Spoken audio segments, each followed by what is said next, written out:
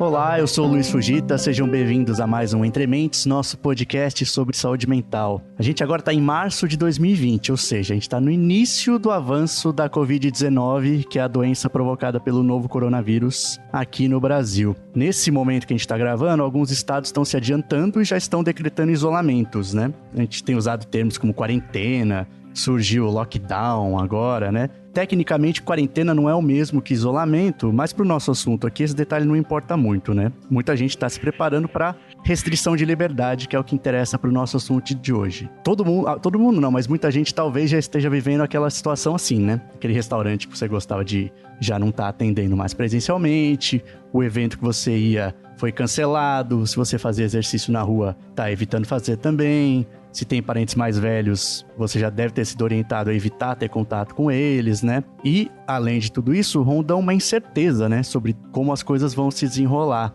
E é óbvio que toda essa situação, de repente, assim, tem um impacto na saúde mental. É sobre isso que a gente vai falar. Durante esse período da crise, a gente vai tentar aumentar um pouquinho a frequência dos episódios. Ainda não sei se vai ser possível, porque eu fico me dividindo entre a redação, escrevendo sobre o coronavírus e tal, mas vamos tentar, porque essa parte a gente tem sentido que é uma demanda do nosso público, né? Nesse primeiro episódio, a gente vai dar um panorama geral sobre que impactos tem, né? Que sentimentos e emoções esse cenário de quarentena pode despertar e como amenizar esses efeitos, que é o que eu acho que interessa para a maioria das pessoas, né? Para isso, a gente vai falar com a psicóloga clínica e professora universitária Júlia Daher Fink, que é, além de ter esses créditos, é minha amiga pessoal. Então a gente vai ter uma conversa que ela pode contribuir. Vai ser bom pra gente testar também como é essa gravação remota. Obrigado pela participação, Júlia. Obrigada. Eu que agradeço pelo convite. É ótimo estar aqui, podendo compartilhar sobre isso. É lógico que não é um assunto fácil, que a gente gostaria de ter que lidar, mas a gente precisa lidar com ele, né? Então, queria agradecer o convite, queria agradecer quem estiver ouvindo. Espero que ajude a gente a compreender um pouquinho como é que esse cenário todo do coronavírus influencia, afeta a gente. Como eu falei, então a gente vai dividir a nossa conversa em 2 blocos, tá? Até para você também tentar seguir esse roteirinho, mais ou menos. Primeiro vamos tentar entender esses sentimentos que surgem, né? O que esse contexto provoca na gente. E uma segunda parte seria o que fazer, né? Como que a gente lida com essas situações. Essa primeira parte, apesar de ser aqui, as pessoas pensam menos, né? Elas querem umas dicas muito práticas do que fazer no dia a dia. É interessante porque eu acho que o autoconhecimento, saber o que vem pra frente, né? Se adiantar a possíveis problemas é importante também para saber como lidar com essa segunda parte de realmente colocar algumas coisas em práticas, né? Então, para começar, né? Uma situação inédita como essa de quarentena, nesse nível, né? Que a gente tá vendo, global, né?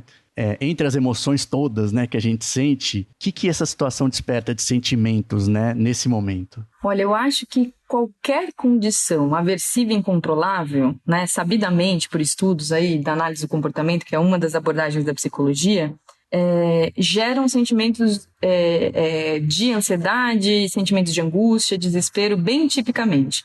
Então, qualquer condição de incontrolabilidade ou de baixa controlabilidade, né, de dificuldade de previsão do que está por vir, costumam ser situações que aumentam o nível de ansiedade, a frequência dessas respostas, a intensidade delas. Então, eu não acho que é surpreendente que a gente esteja vivenciando nesse cenário já algumas pessoas, se não todos nós em algum nível, apresentando algum nível de ansiedade que pode ser bem importante, um nível de sofrimento considerável ou coisas mais corriqueiras que alguns de nós têm conseguido contornar. Mas acho que, como você disse, é importante a gente falar sobre isso porque a gente está falando de um cenário incontrolável que tende a ter uma duração grande. Então, mesmo quem não está sentindo ainda os efeitos de ansiedade, de angústia diante dessa situação toda, pode vir a começar a apresentar, né? Sim. Então, acho que é interessante que a gente fale sobre isso, não só com uma descrição de um fenômeno que está acontecendo agora, mas para a gente conversar preventivamente sobre coisas que podem vir a acontecer com vários e muitos de nós aí. Sim. Você diria que o que motiva mais, assim, a gente está mais no grupo dos sentimentos ligados à ansiedade, à angústia, é essa falta de controle? Eu imagino que sim. Eu acho que quando a gente pega a literatura da análise do comportamento, que é uma das abordagens da psicologia, a gente encontra bastante essa correlação, né? Então, quanto menos um ambiente provê condições de controlabilidade por parte do sujeito que está exposto a esse ambiente, maior é a frequência e a intensidade dessas respostas de ansiedade. Se a gente for pegar, por exemplo, situações mais corriqueiras, que provavelmente a maior parte de nós já vivenciou, que tem algum nível de incontrolabilidade, talvez fique mais fácil a gente entender. Sim. Por exemplo, quando eu estou esperando o resultado de uma entrevista de emprego, né? Eu já fiz a entrevista de emprego, já participei e estou naquele famoso aguardo, que parece uma eternidade, de uma resposta positiva ou negativa, que às vezes não vem nenhuma das duas, mas existe esse tempo de aguardo. Esse tempo de aguardo, ele é um tempo em que existe uma circunstância que a gente não tem ação sobre. Você já fez a entrevista, te resta aguardar. Então, é uma situação de incontrolabilidade que muitas vezes gera um aumento de frequência de intensidade de respostas ansiosas, né? Sim. Ou quando você pensa, por exemplo, alguém que se sente muito desconfortável, muito tímido de participar de alguma situação social, né? Esse contexto de ansiedade social. Existe uma incontrolabilidade, a gente não tem como prever exatamente como as pessoas vão reagir à nossa presença, se a gente vai ser aceito, se a gente vai ser excluído. Então, existe um rol de incontrolabilidade nesses contextos que geram também ansiedade. Então, não é difícil a gente pensar que quanto mais incontrolável é um contexto, mais a gente vai apresentar respostas ansiosas. E o quanto mais a gente não tem controle, menos ainda, né? Ou seja, quanto menos controle a gente tem, ao longo do tempo, além da ansiedade, a gente pode ter um fenômeno que a gente chama de desamparo aprendido, que é um fenômeno que parece mais com a depressão. Então, a ideia é a gente pensar assim, as situações de incontrolabilidade geram ansiedade, se elas forem muito prolongadas e o controle for muito limitado, elas podem gerar esse cenário mais parecido com a depressão também. Entendi. A parte da ansiedade você estava falando, eu achei que ia ser um exemplo, mas é meio andar de avião, entra nessas também? Porque muita gente tem ansiedade por andar de avião, e aí eu acho que é uma que você realmente não tem, tirando os pilotos de avião, né? Sim. Ninguém sabe pilotar. E aí você fica ali, né, preso. Até sair daquela situação, fica uma angústia, né? Perfeito, mais ou menos acho que é um ótimo exemplo. O mesmo mecanismo, né? E aí, assim, eu tenho, né, uma ansiedade leve diagnosticada, né? Mas eu não sou uma pessoa que pareço ansiosa na minha vida, assim, né? Pelo que a gente imagina que é aquela coisa mais estereotípica de ansiedade, né? Pessoa, assim, muito agitada. Eu não. Apesar disso, apesar de eu ter essa coisa de eu me manifestar de uma forma tranquila, eu tenho essa ansiedade diagnosticada. Então, assim, dentro desse espectro do transtorno de ansiedade, eu queria que você dissesse, nesse caso da quarentena, que ansiedade é essa que pode aparecer, né? Tá. Acho que você falou uma coisa importante, né? O que a gente sente privadamente, ou seja, aquilo que acontece embaixo da nossa pele, né? Que acontece dentro da gente, não é necessariamente igual àquilo que é manifesto publicamente, né? O que eu quero dizer assim, lógico, não é que a gente tem uma cisão entre aquilo que acontece dentro e aquilo que acontece fora. Mas muitas vezes a maneira como a gente manifesta, que a gente publiciza aquilo que a gente sente, não é exatamente uma correlação tão direta assim. Então, você pode estar se sentindo muito ansioso e transparecer pouca ansiedade. Isso tem tudo a ver com a nossa história, sobre como a gente aprende a se manifestar, como a gente aprende a nomear, descrever o que a gente sente. Então, existe essa variação mesmo na manifestação pública da ansiedade. Então, eu acho que essa variação a gente também encontra no contexto de pandemia, né? Acho que tem pessoas que vão ficar mais, vão ser mais facilmente identificadas como ansiosas do que outras. Mas eu tendo a dizer que as respostas mais frequentes de ansiedade que a gente encontra num contexto como esse, e aí eu digo tanto por material de estudo de quarentenas anteriores, quanto pela minha observação clínica, tem a ver com um medo bastante grande de contágio, né? Né, uma certa previsão pessimista sobre como que a doença pode afetar a si e como pode afetar outras pessoas em volta, né, pessoas queridas, pessoas mais velhas, talvez, com alguma condição de saúde. Acho que tem uma ansiedade importante em termos de questões materiais e financeiras. Eu acho que essas pessoas podem manifestar essa ansiedade através de insônia, através de aumento de consumo alimentar ou redução de consumo alimentar. Eu acho que com aumento de pensamentos intrusivos, pessimistas, né? Então, existem manifestações mais públicas, né? E manifestações que são mais privadas mesmo. Tem pessoas que vão transparecer essa ansiedade demonstrando respostas de irritação bem claras, né? Então, mais impaciência, mais dificuldade com o convívio social, se é que elas estão restritas no espaço em que elas estejam convivendo com familiares, cônjuges, etc. E, enfim, acho que são essas as principais, né? Um receio Sim. em relação à própria saúde e das pessoas no entorno, um receio em relação às questões materiais, e isso se manifesta de muitas formas, de muitas maneiras. Sim. Tem uma questão que nesse tempo que a gente vem trabalhando após essa crise do coronavírus, a gente tem feito muitos conteúdos e feito muitas lives, então a gente tem muito contato com manifestações das pessoas, né, sobre esse contexto. E aí tem um ponto que me chamou a atenção, e eu queria que você comentasse. Uma vez a gente estava fazendo uma live no Instagram, já nesse período, um seguidor até perguntou, como que a gente sabe tanto sobre o vírus em tão pouco tempo? É uma pessoa que está, assim, talvez um pouco afastada do mundo científico, né? Imagina que, nossa, mas que impressionante, né? Já sabe tempo de incubação, tempo para aparecer sintomas, já estão fazendo vacina, etc. Ainda assim, a gente tem, assim, todo esse conhecimento acontecendo rápido, né? Uma demonstração de um progresso com todas as informações acontecendo, mas ainda assim persiste mais essa coisa da incerteza, né? Essa coisa de não ter controle. Apesar desses vários sinais contrários a isso, né? Que seriam mais otimistas ou mais positivos, né? Tem uma explicação para isso? A gente privilegia as coisas que são ruins? Olha, eu tendo a achar que, assim, isso eu tô falando menos compromissadamente com alguma vertente teórica da psicologia. Eu tendo a achar que o sofrimento, ele é mais palpável um pouco do que as condições mais tranquilizadoras, assim. Eu acho que, sei lá, eu sempre penso numa cena bem típica da minha infância, que era quando eu estava fazendo alguma viagem longa de carro, de ônibus, sei lá.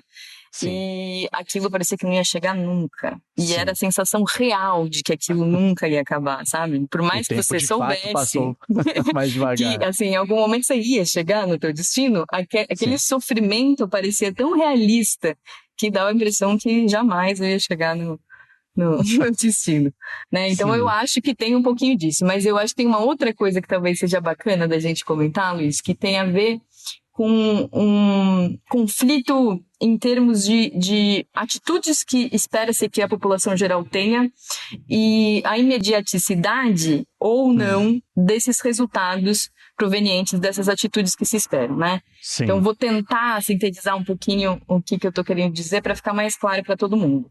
Né? Então, como você disse, acho que as ciências, de forma geral, elas têm como objetivo prever e controlar fenômenos, né? Então, eu acho que é isso que a ciência faz. A ciência é um conjunto de atitudes do cientista diante de um determinado fenômeno para que a gente possa proporcionar descrições sobre esse fenômeno que favoreçam a nossa interação real no mundo material, no mundo concreto, a partir dessas descrições, né? Certo. Então, quando a gente pensa sobre esse viés, a gente, de fato, tem uma produção científica extensa sobre contágio viral, né? Você tem o novo coronavírus e você tem a Covid-19, mas você tem outros coronavírus, você tem outros vírus, você tem toda uma linha de pesquisa científica em torno disso bastante antiga até, né? Sim. Então, esses estudos, eles proporcionam condições de previsibilidade e de controle. Isso é um fato, né? Sim. Então, eu acho que você tem esse cenário de previsão e controle pela ciência, mas você tem um descompasso entre aquilo que é enunciado pela ciência e aquilo que as pessoas entram em contato direto quando elas seguem as recomendações provenientes dessas descrições científicas. Então, basicamente, o que a ciência diz pra gente, né? Ou a ciência não diz nada, mas porque os cientistas estão dizendo pra gente já faz algumas semanas aí. Eles estão dizendo que existe, que o vírus se comporta de uma forma que faz com que exista uma curva esperada, né? Então, todo vírus vai atingir um ápice e depois vai entrar num certo declínio. Isso necessariamente. Mas existem algumas recomendações que fazem com que exista um achatamento dessa curva de contágio que faz com que as pessoas padeçam menos do vírus, né? Você reduz a mortalidade, reduz a sobrecarga sobre o sistema de saúde, etc, etc. Para que haja esse achatamento dentro das medidas que são ditas para que a gente siga, e a gente deve seguir mesmo, a gente está falando aí das ações preventivas de restrição de contato, né, direto com pessoas, de aumento e melhoria, né, das condições de higiene, dos hábitos de higiene, lavar a mão, não levar a mão ao rosto toda hora, proteção das pessoas do grupo de risco e tudo mais que a gente já está vendo e deveria estar seguindo, né? Sim. Essas instruções, imediatamente, não produzem achatamento de curva nenhuma. Sim. A consequência imediata que a gente tem quando a gente se engaja nisso não é a alteração direta dessa realidade. Para que essa realidade, que é importante que se altere, se alterar de fato, o que a gente precisa? A gente precisa de bastante gente seguindo durante algum tempo essas prerrogativas aí, essas instruções. Consistentemente. Né? Consistentemente. Então, eu acho que tem esse descompasso. Existe um efeito a médio e longo prazo da tomada de medidas preventivas e existe o efeito imediato dessas medidas preventivas quando tomadas que costumam ser mais poderosos. E não é agora, né? Consequências imediatas tendem a controlar o comportamento com muito mais potência do que consequências atrasadas. Sim. Né? A gente é mais sensível.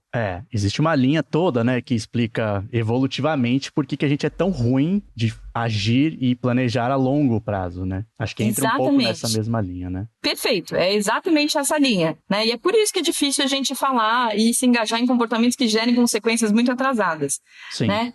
Mas eu acho que esse descompasso ele é parte importante do que faz a gente ter essa dificuldade de entender essa noção de controle. O controle ele até existe, mas ele é um controle que não produz tão diretamente e rapidamente essas consequências desejáveis. Né? Quer dizer, tô lavando a mão todo dia, quando eu saio pra rua, volto, desinfeto, chegar lá o prefeito fala que aumentou de ontem para hoje o número de infecções. Parece que não tá adiantando nada. Perfeito. Ou o inverso, né? A pessoa que fala assim, bom, eu não tô doente, não conheço ninguém que tá doente no meu, sei lá, na minha rua, no meu prédio, ninguém tá doente, então eu acho que eu não tô fazendo nada, então tá tudo bem. Então eu vou continuar não fazendo nada porque tá dando certo, né? Sim. Então, essa sensibilidade à consequência imediata, ela pode gerar conclusões esquisitas, conclusões irreais, né? Entendi. Eu acho que é bem isso mesmo. Então, essas ações preventivas que a gente deve tomar e deve continuar tomando, elas não geram tão diretamente. É importante a gente se haver com o que elas geram diretamente, até para a gente aumentar o nível de engajamento das pessoas em relação a essas táticas de prevenção. Sim.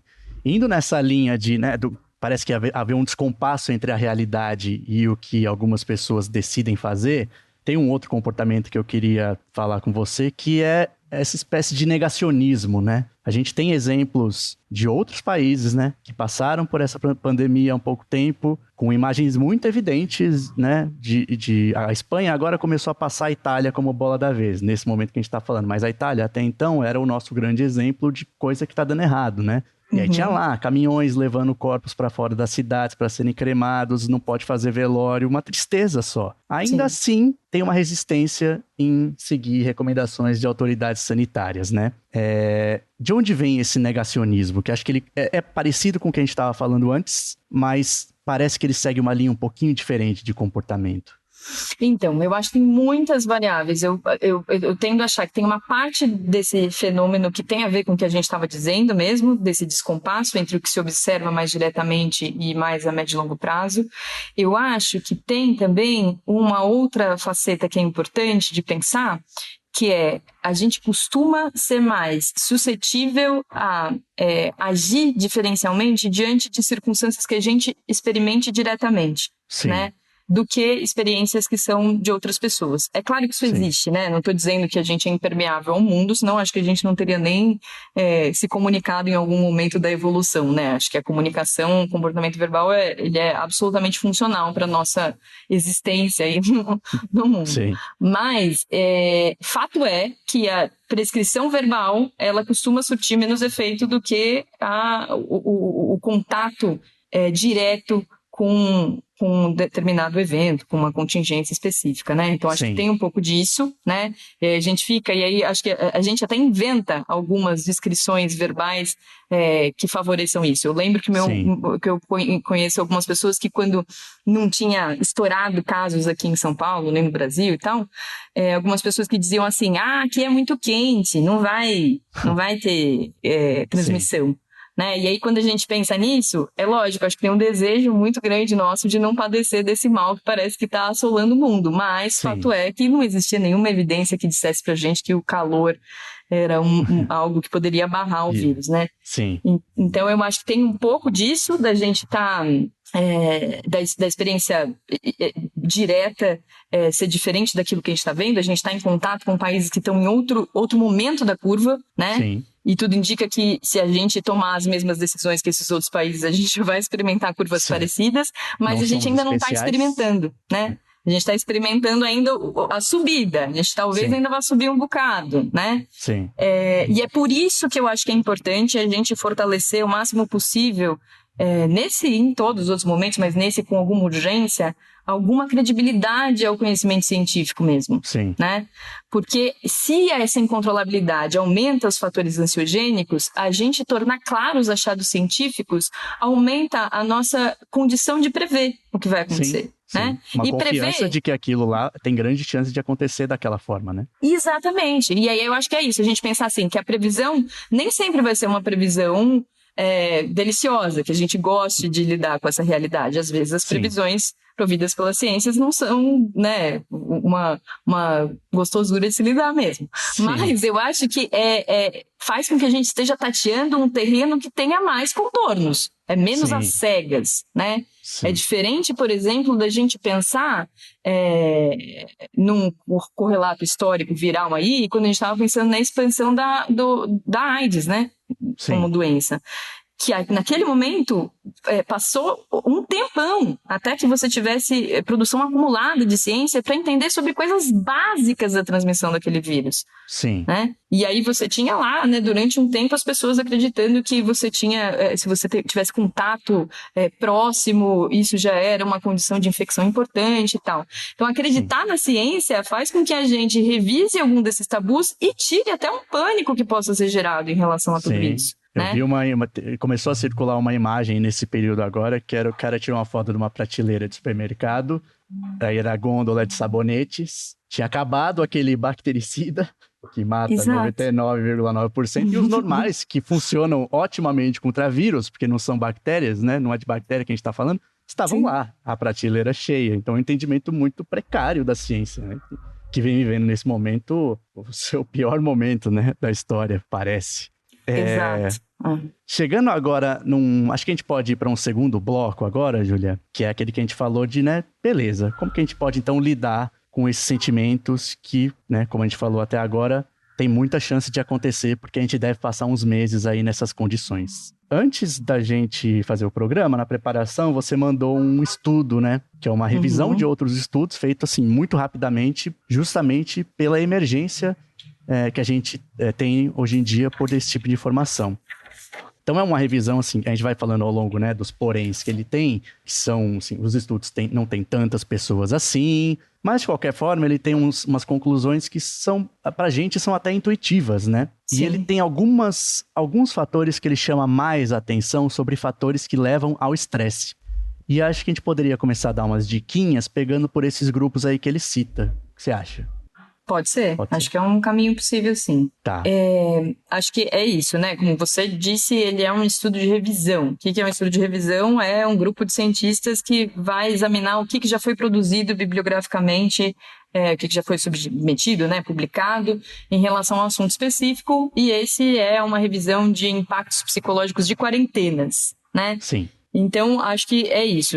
Outras quarentenas que a gente passou no mundo, né? Então, eles falaram de SARS, Ebola, H1N1, síndrome respiratória do Oriente Médio, gripe equina, e aí fizeram um estudo sobre esses impactos, né? Sim. O que eu acho interessante da gente ressaltar em relação aos achados?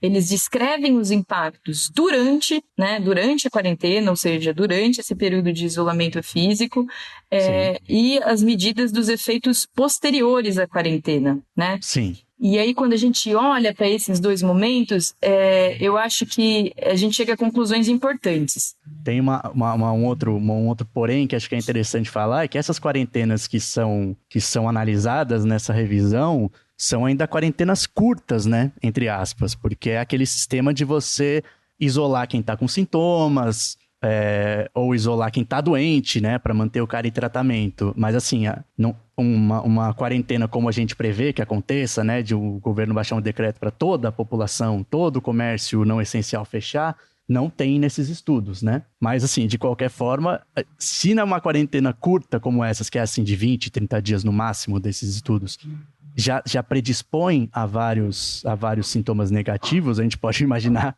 que numa quarentena maior será pior, né? Então, acho que eles são válidos nesse sentido. Tem uma questão que eu queria falar aqui, primeiro, Júlia, que é o seguinte, né? Uma coisa que esse estudo diz que afeta muito é justamente a duração da quarentena, né? No nosso caso, a gente prevê mais do que 30 dias, em algum momento ser uma coisa decretada, né? Pode ser que não aconteça, mas a gente vê, parece ser o que se desenha. Quanto a isso, o que você diria que é importante as pessoas fazerem? Em relação ao tempo da quarentena, você diz? Porque isso é uma coisa muito incontrolável, né? E foi o que a gente já falou, né? De tipo, putz, a situação quanto mais incontrolável ela é, mais ansiedade, mais angústia ela irá causar, né? Quanto a isso, o que a gente pode fazer? Acho que aí, no caso, não seria uma orientação de coisa prática, né? Da vida prática, mas talvez uma coisa de pensamento mesmo, né? O que você reflete sobre isso para te ajudar mentalmente, né? Tá, eu acho que tem duas coisas importantes para falar sobre isso. De fato, é difícil a gente falar num contexto de pandemia, que é muito dinâmico, qual que será o tempo necessário de quarentena. Esse estudo sugere uma coisa em termos de políticas públicas, de posicionamento público de líderes, que o quanto mais honesta, clara for a informação, transparente, maior é a adesão das pessoas à quarentena. Então, isso é uma coisa importante da gente ficar atento, né? Quando a gente tem um posicionamento político muito relutante ou muito oscilante ou que negue, subestime o potencial de prejuízo que um vírus pode gerar, a gente gera uma ambiguidade no que é transmitido para a população e isso pode acirrar, inclusive, os sintomas psicológicos aí atrelados a isso, né? Diferente a gente submeter algo que a gente sabe, isso, né? Que você sabe que tem um começo, meio e fim, do que algo que, 2 semanas, mais 2 semanas, mais 2 semanas, né? Então, acho que tem essa parte que diz respeito a como os líderes podem se posicionar. Em relação a nós, que não somos grandes líderes aí políticos, eu acho que tem algumas prescrições pragmáticas básicas que podem ajudar bastante, né? Eu diria que a principal lógica, a racional, é a gente tomar posturas que produzam ativamente consequências na nossa vida, né? Vou tentar dar exemplos para tornar isso claro, mas a ideia é justamente a gente romper com aquele paradigma da incontrolabilidade. Então, quanto mais a gente se dedica àquilo que expõe a gente ao panorama catastrófico, mais eu acho que pessimista a gente vai ficar, né? É claro que em alguma medida a gente não tem como se alienar e se blindar de tudo isso, mas existe como a gente se esforçar mais ativamente na produção de outras coisas enquanto a gente está nesse período de isolamento. Então, uma coisa que eu acho que surte bastante efeito é a gente tentar consolidar rotinas, né? Por quê? Porque parte da população que não trabalha de casa costumeiramente está com uma rotina completamente alterada. Acho que até quem trabalha de casa também está com uma rotina alterada, porque, enfim, né, é uma alteração global aí. Se você divide a casa com outras pessoas, talvez essas outras pessoas que não estariam em casa passam a estar e tal, né? Mas a criação de uma rotina parece uma bobagem, né? Parece uma coisa até, sei lá, mais restritiva da liberdade do que você deixar as coisas rolarem. Mas na vida normal, a gente quer fugir da rotina, né? Quer fugir da rotina, exato. Né? Acho que algumas pessoas são ótimas seguidoras de rotina, outras menos. Eu me encaixo no segundo grupo, das pessoas que costumam falar, não, imagina, vamos ficar de pijama o dia inteiro, sim. Né? Mas é importante a gente pensar que a tua casa é um ambiente que você geralmente fazia algumas coisas. Né? Então, sei lá, você relaxava, você cozinhava, você brincava com seus filhos, ou enfim, se descabelava com uma bagunça, arrumava, etc. Essas atividades, elas passam a ocupar diariamente outros momentos que elas não ocupavam antes. Então, a gente criar uma rotina de horários e com marcadores claros desses eventos, da sequência desses eventos, podem ajudar a gente a continuar se engajando nesses comportamentos todos. Né? Então, basicamente assim, quando a gente diz de uma consolidação de rotina, a gente está falando de você tentar dormir em momentos semelhantes, né? Não precisa ser uma rotina militar, mas eu acho que é tentar dormir mais ou menos pelo mesmo horário, acordar mais ou menos pelo mesmo horário, você estipular... no mesmo horário. Isso, estipular as atividades que você tem que fazer em horários definidos. E é claro, gente, eu acho que essa é uma recomendação que não é para virar uma pecha, né? Não existe uma receita de bolo para eximir qualquer possibilidade de se sentir ansioso. Mas isso não é para virar uma pecha, é para virar uma dica. né? Sim. Se você tem uma condição que inviabiliza que você consiga planejar seu dia, você não precisa ter um planejamento horário, mas você tem um panorama básico do que você vai fazer. Armar condições para que você consiga seguir a tua rotina, mesmo que ela esteja bem diferente do que você viveu nos últimos meses aí anteriores a esse período. Sim. Tem um segundo ponto que é levantado na revisão como um fator importante, e esse é bem de uma situação de pandemia, né? Que é o medo de se infectar. Você Sim. tem alguma recomendação legal para quem fica com uma certa neura, assim, de se pegou, se pode ter pegado ou não, medo de passar para alguém? Tem algo que você acha mais nessa linha? Olha, eu tenho visto isso acontecendo com mais frequência. Não sei se é por causa do tempo ainda, que é um tempo curto, né? Que a gente ainda está de quarentena, mas eu tenho ouvido mais esse tipo de queixa de pessoas que trabalham com a área da saúde. Que eu acho que são pessoas que, de fato, acabam se expondo a condições de maior responsabilização pelo bem-estar das pessoas que estão em volta dela, né? Sim. Mas eu não acho que seria difícil da gente pensar que esse é um tipo de manifestação que pode vir acompanhar outras pessoas, ou talvez já esteja e passe a fazer cada vez mais parte do nosso rol aí de coisas que a gente pode sentir e pensar. Eu acho que tem uma coisa que é assim, quando a gente fala dessas táticas de prevenção, a gente está falando do controle possível desse contágio, né? Sim. O que eu estou chamando de controle possível? É aquilo que a gente já sabe que diminui as chances de se adoecer e de se transmitir uma doença. Não tem como a gente ter um marcador tão claro assim que sinalize na rua quem que tá doente, quem que tá assintomático, quem que deveria estar em casa, né? Aliás, que bom, né? Fico imaginando quanto isso ia produzir de estigmatização. Nossa, ia ser o pior do que a própria... Exato, isso é um cenário de uma distopia, né? Sim. Mas o que eu acho então assim, a gente pode tomar essas medidas. Essas são as medidas que a gente tem controle, né? Sim. Então, vamos lá, vamos melhorar os hábitos de higiene, vamos lavar mais as mãos e tal. E eu acho que isso é o que dá para fazer.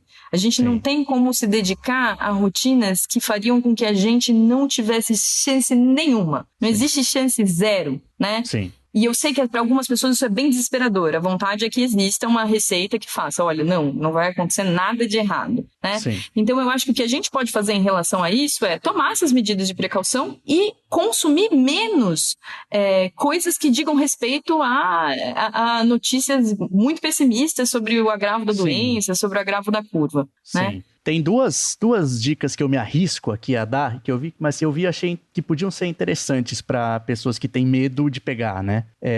Uma delas uma característica que fez essa pandemia acontecer é que o novo coronavírus pega muito fácil, de fato, né? Sim. Porém, se você tem a possibilidade de ficar em casa, é suficiente para você diminuir bastante esse risco. Isso. Né? Não é como um apocalipse zumbi, em que sua casa pode ser invadida pelo agente que vai te infectar, né? Então, se você tem essa possibilidade, diminui bastante. E a outra que eu imaginei que poderia servir é uma que a minha terapeuta fala bastante, que é atenha-se ao real, né? Então é meio assim, você está fazendo as medidas que são conhecidas e que previnem? Estou. Então, de onde está vindo esse medo? Ele tá vindo de alguma coisa que é real, ou você só tá com medo de pegar, baseado em nada, né? Praticamente nada. Então, acho que essa consciência ajuda um pouco, né? Ajuda a gente tanto a seguir as medidas de higiene, né, básicas, quanto a aplacar um pouco esse possível medo que a pessoa pode ter, né? Acho que isso ajuda. Tem uma outra coisa... Você falou bem melhor do que eu, vai. Imagina, que isso. Tem uma coisa que eu queria comentar aqui, que você também falou, que tem duas coisas que podem surgir muito nesse período, que são tédio e frustração. Queria que você comentasse um pouco, né? Aquela frustração de tipo, queria ir lá encontrar um amigo, queria ir lá no parque que eu ia e não dá. O que a gente pode fazer para diminuir, amenizar um pouco esse sentimento? Tá, eu acho que são sentimentos bem típicos. Talvez, se eu pudesse dar um palpite, que não sei como que vai ser bem sucedido ou não, daqui a algumas semanas a gente revisa isso que eu disse, mas eu tendo a achar que frustração e tédio são sintomas que vão começar a aparecer com cada vez mais volume, né? Acho que a gente vai aprendendo a lidar, mas eu acho que à medida que o período de isolamento vai se deflagrando mais longo, aí a gente talvez experimente isso com maior intensidade.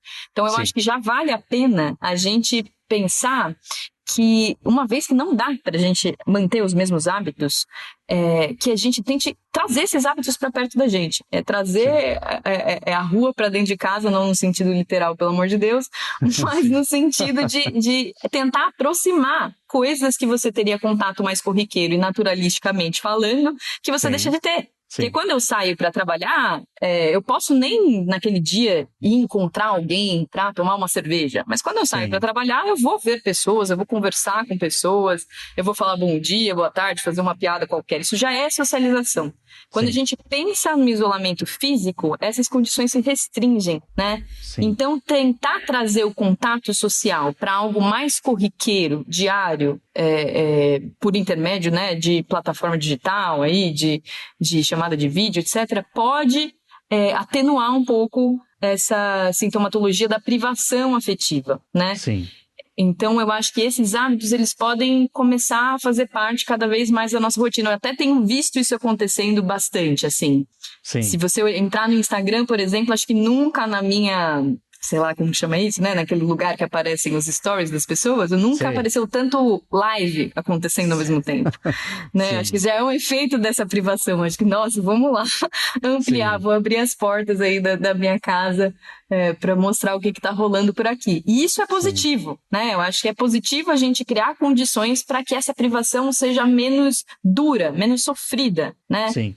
Então, acho que abusar desses recursos. Eu sei que esses recursos, eles não são absolutamente democráticos, mas eu acho que dá para a gente pensar assim, na chamada telefônica, dá para a gente pensar nessas aproximações das pessoas que não presumam um contato direto como uma maneira de contornar essa privação, né? Sim. E em relação ao tédio, eu acho que tem uma coisa importante da gente pensar, que é assim... Acho que a nossa cultura privilegia pouco que a gente crie condições de fruição do mundo que não sejam ligadas à produtividade, né?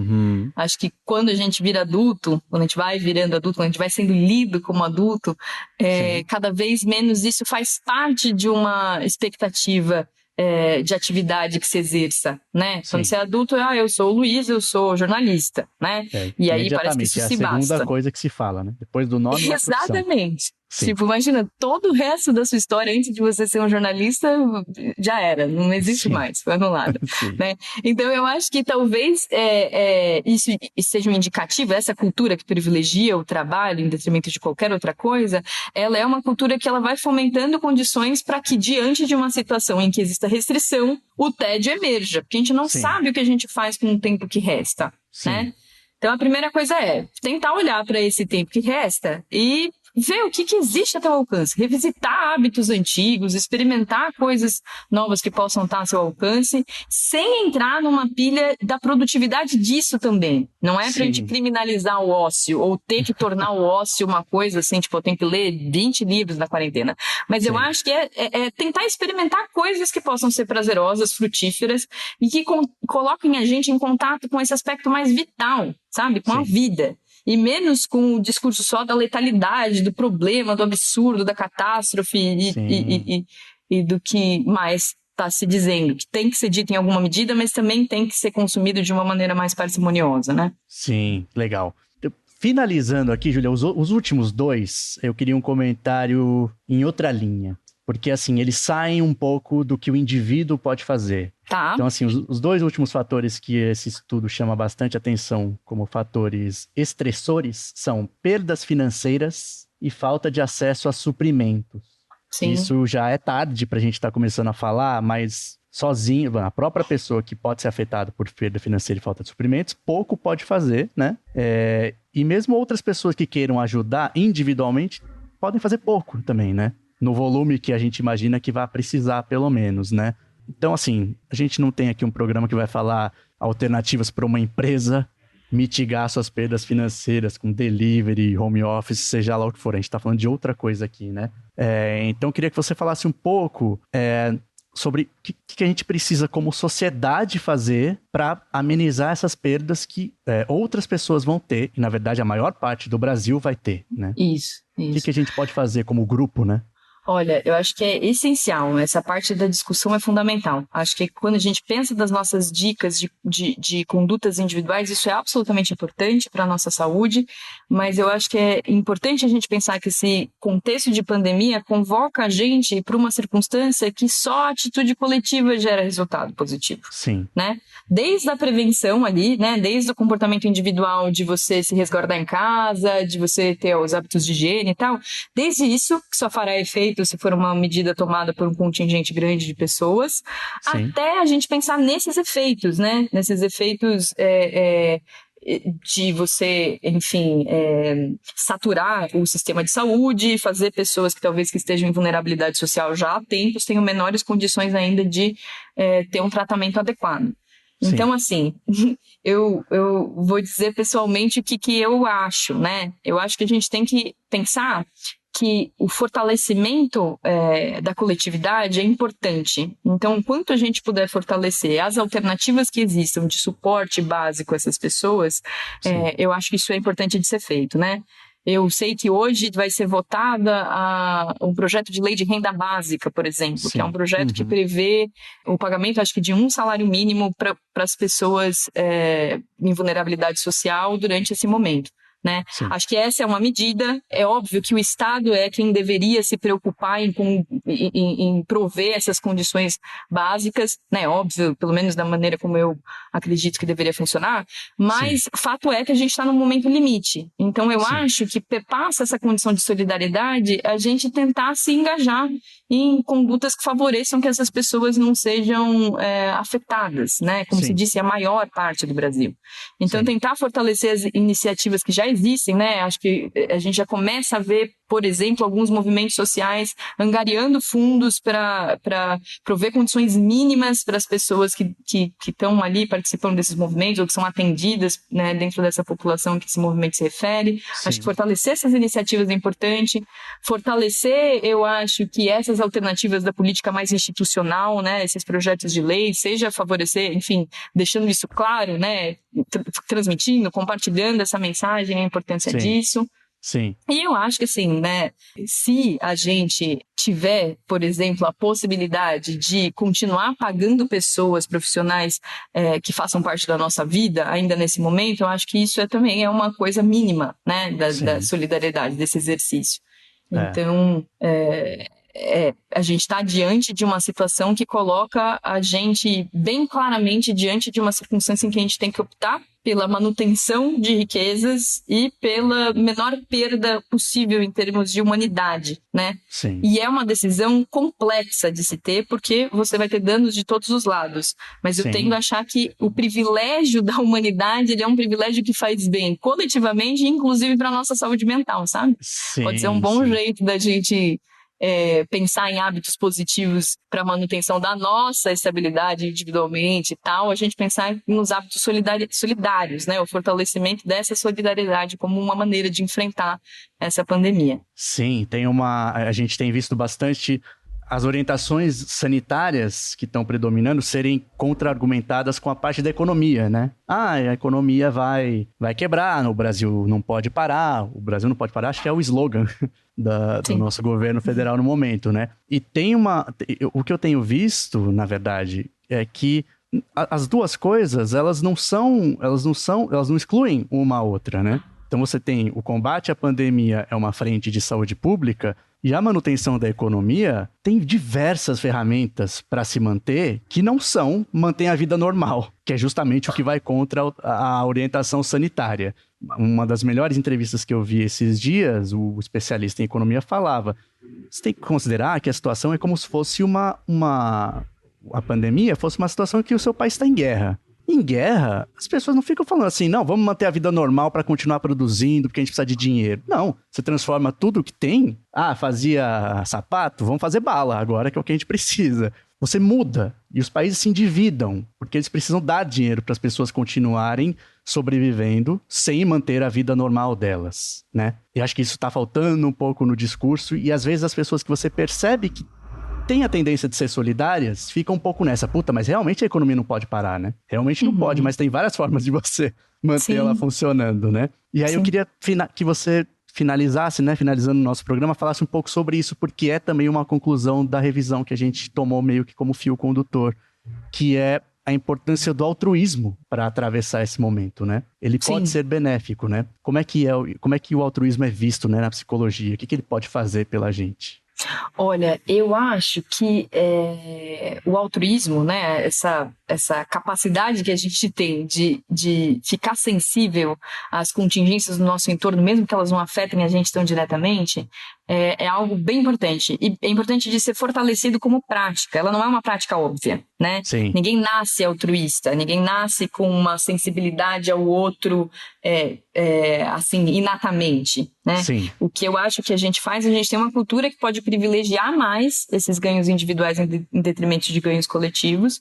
Sim. E eu acho que a gente tem que pensar na cultura como algo transformável. A cultura é um movimento. A cultura não está ali morta, né? E sendo perpetuada ad eternum. Que bom que não. A gente pode transformar isso, né? Então, talvez esse seja um momento para a gente revisar essas práticas altruístas. Sim. E eu acho que, sem dúvida, quando a gente consegue olhar para além do nosso sofrimento, e nem sempre isso é possível, tá? Mas quando eu acho que isso é possível, quando a gente consegue olhar para o nosso entorno, a gente consegue, primeiro, desfocalizar do nosso problema como sendo o cerne de tudo que acontece. Sim. E às vezes a gente olhar para o lado ajuda, inclusive, que a gente mantenha um olhar sobre depois aquilo que a gente está sentindo de novo, que seja novo, que seja mais rico.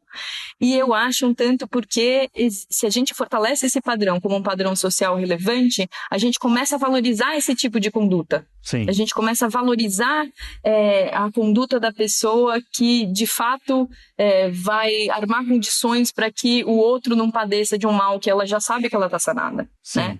Então, o altruísmo ele faz parte da consolidação de um estado de saúde mental e coletiva.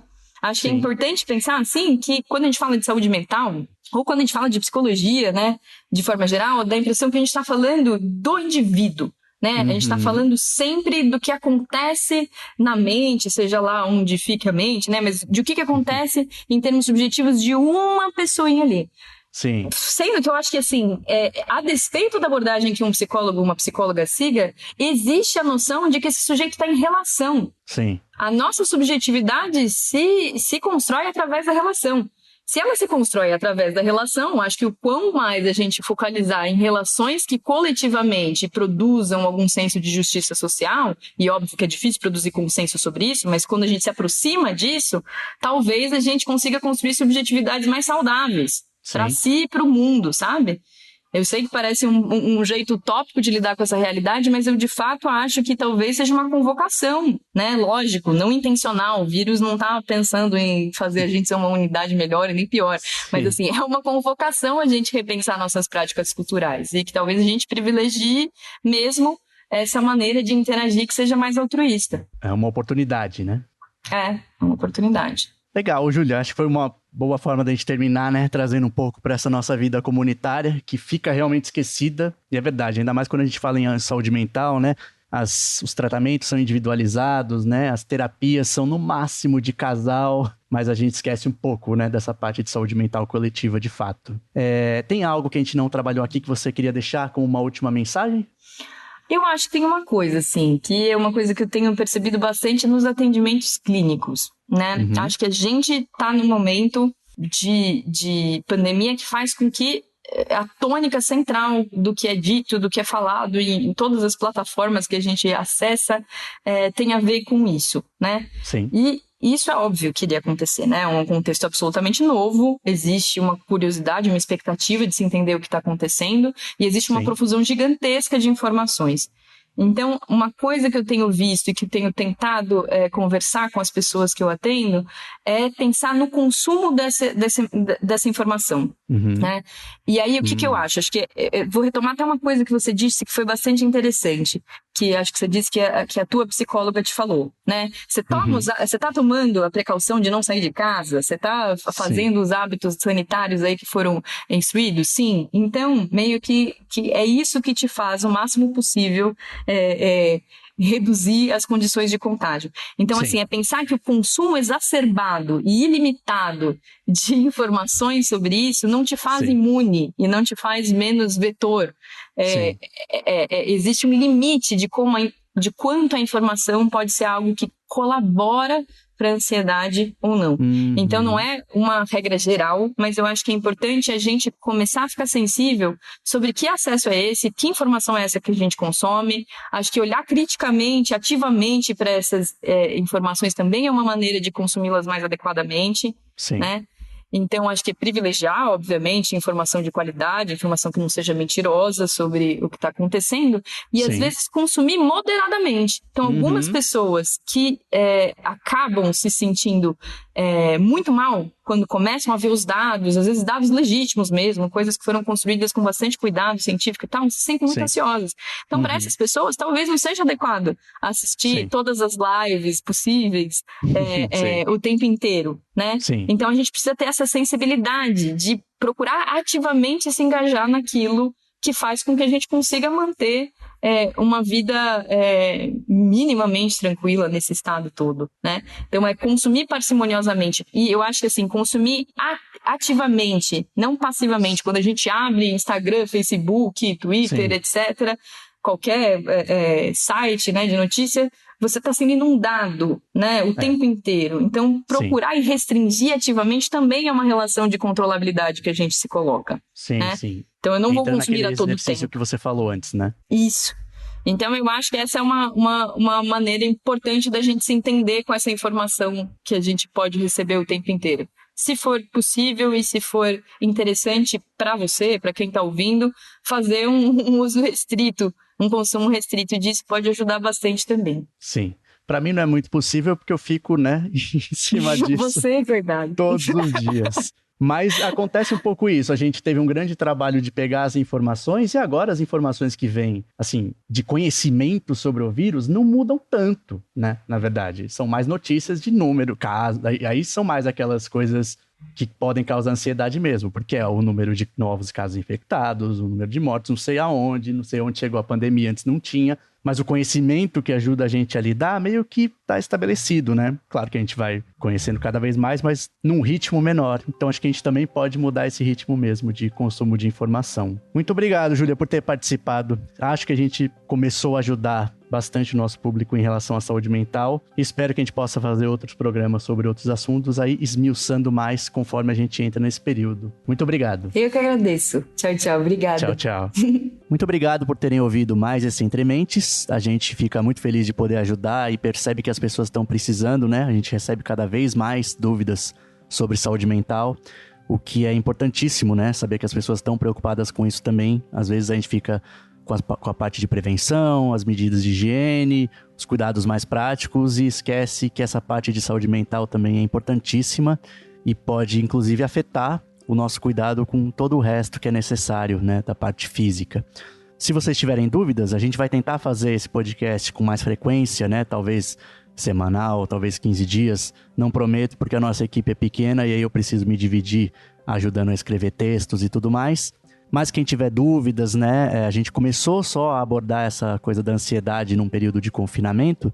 E se tiverem dúvidas ou sugestões de pauta para esse período, podem mandar. A gente está concentrando no Twitter do Portal Drauzio Varela com a hashtag CoberturaDV. Então é só mandar lá quem tiver uma sugestão do que a gente pode tratar aqui. Outras frentes, né, da saúde mental nesse período, vai ser muito bem-vindo. Obrigado, até o próximo.